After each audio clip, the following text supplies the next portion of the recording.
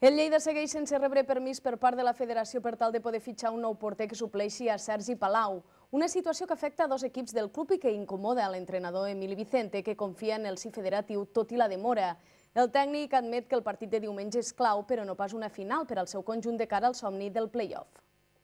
Emili Vicente confia que la federació atorgui a Lleida el permís per poder fitxar un porter, però es mostra contrariat pel fet que aquest mateix permís estigui demorant tant en el temps, i és que, tot i que el club ja té a la recambra diverses alternatives per poder suplir al lesionat Sergi Palau, de moment no pot moure fitxa a causa de la passivitat de l'ens federatiu, el que afecta al primer equip, però també de retruc al juvenil. Sí, clar, tots voldríem que hagués estat més ràpid, però no ha pogut ser, doncs hem de mirar que la setmana que ve no ens falli, i pugui haver-hi el juvenil pugui tenir els dos porters, que també ho necessita, i nosaltres puguem tenir un porter exactament, sí, també estem en una situació que es fa molt necessari que tinguin els dos porters al màxim nivell.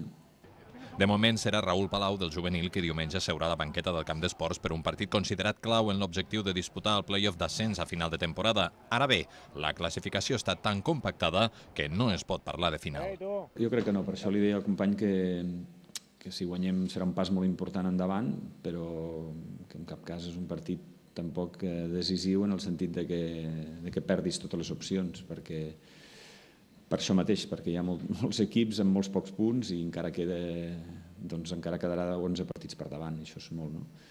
L'Ontinyent és l'actual equip de qui fou capità de la Unió Esportiva Lleida, Albert Urrea. Emili, sorpresivament, ha deixat la porta ben oberta de cara a un possible retorn del jugador la temporada vinent.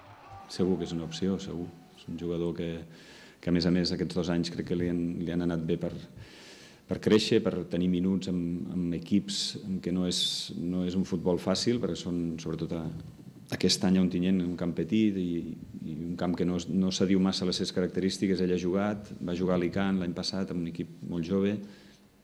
Segur que és un noi que ha estat progressant i segur que és un jugador que el Lleida hi ha de tenir sempre interès.